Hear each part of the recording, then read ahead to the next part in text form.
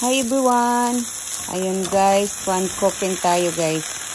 Ayun, mabilisan lang to siya guys. Pero ang sarap at ang healthy. At ang tipid guys, abot na abot sa bulsa. Wow! Ayun, 2 egg ang gagamitin lang natin guys.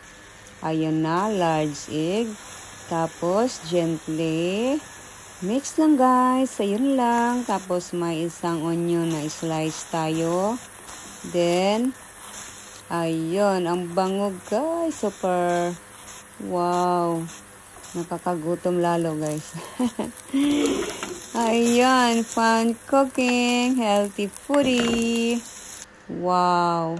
At nagustuhan kasi na yung hobby nung nakaraan nagluto ako guys.